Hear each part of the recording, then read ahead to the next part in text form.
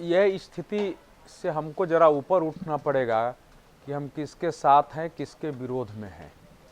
ये राजनीति का एक स्वाभाविक चरित्र है कि विचार के आधार पर, कार्यों के आधार पर हम किसी के पक्ष में या विपक्ष में होते हैं।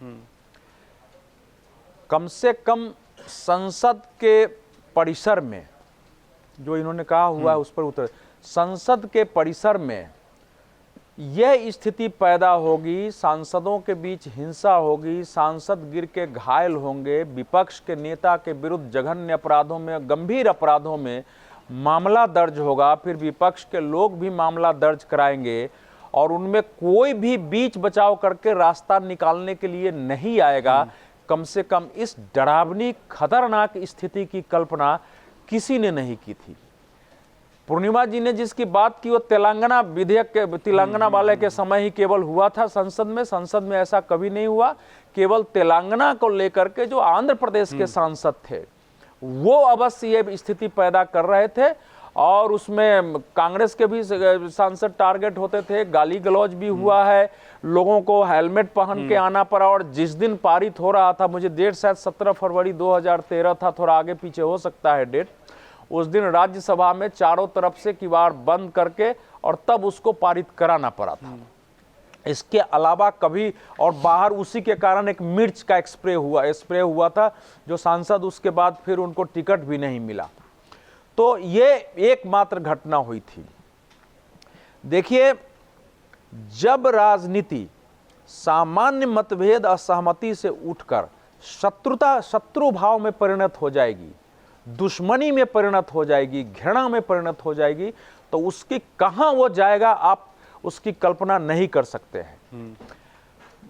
अमित शाह जी का जो, गृह मंत्री अमित शाह जी का जो भाषण है वो 1 घंटे 41 मिनट के आसपास का है। उसमें से आपने 12 सेकेंड की एक पंक्ति निकाली है और जब दिन में भाषण हो गया तो वो कहीं नहीं था, कोई चर्चा। रात में जब जयराम रमेश जी ने उसको एक एक्स पर डाल दिया तो लगा कि हा कर सकते हैं। क्या होता है कि जब आपको, जैसे आपको एक बार खून का स्वाद लग जाता है, उसके बाद वो ज़्यादा शेर या जो भी हो खूंखार हो जाता है। तो एक बार लोकसभा चुनाव में संविधान खत्म हो जाएगा, आरक्षण खत्म हो जाएगा, इस झूठे नैरेटिव का आंशिक लाभ विपक्ष को मिल गया। तो अब लगता है कि ऐसे ही देश की जनता को भ्रमित करके और फिर बीजेपी को कमजोर किया जा सकता है। हम आगे बढ़ जाते हैं क्योंकि आपके पास मुद्दे होते नहीं है संघर्ष के लिए। तो उसी प्रकार से अमित शाह जी उसी पंक्ति में आगे कह रहे हैं कि हमें तो आनंद है कि आप अंबेडकर जी का नाम लेते हैं, लेकिन आपका इतिहास अपमान का रहा है, वो आ रहा है। तो जो आपने पूछा है, मेरा इस समय वो विषय नहीं है लाभ हानि होगा, इतना अगर जनता देश की भ्रमित होगी तब तो कोई उपाय नहीं है।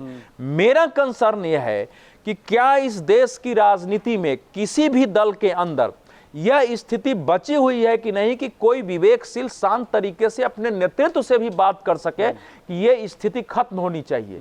क्या संसद में ऐसे नेता नहीं बचे हैं जो ये बात कर सके बीच बचाव करके? चंद्रशेखर जी लास्ट जो उनका अंतिम 7-8 साल का कार्यकाल था या 10 साल का भी कह सकते हैं, वो बीच में खड़े होते थे, दोनों को डांटते भी थे और कई बार शांति हो जाती थी। वो भी स्थिति नहीं है। सोशल मीडिया ने इतना विकृत कर दिया है विचार के संघर्ष को कि सम्मान का भाव खत्म है एक दूसरे के प्रति।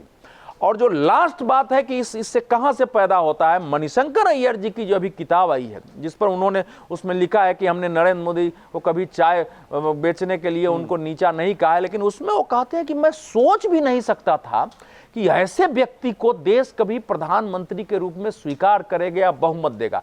तो ये उनका भाव नहीं है। इस देश की पॉलिटिक्स में, एक्टिविस्टों में, इस देश के बड़े बड़े एनजीओ चलाने वालों में, एकेडमिशियन में एक अजीब किस्म का, पैथेटिक किस्म की नफरत रही है आरएसएस, बीजेपी, नरेंद्र मोदी को लेके। तो वो पचा नहीं पा रहे हैं कि वो प्राइम मिनिस्टर हो गया।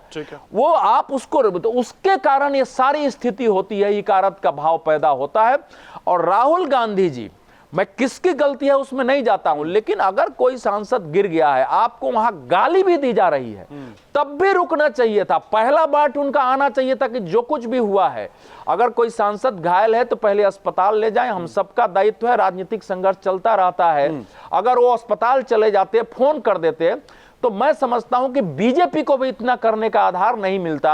आप फूल बांटते हैं गांधी जी के नाम पर और गांधी जी का एक एक्ट नहीं करते हैं। अगर आप ये वीडियो YouTube पर देख रहे हैं तो हमारे चैनल को सब्सक्राइब कर बेल आइकन दबाएं और Facebook पर देख रहे हैं तो हमारे पेज को लाइक करें। 8 मिलियन प्लस सब्सक्राइबर, आपके इस भरोसे के लिए बहुत धन्यवाद।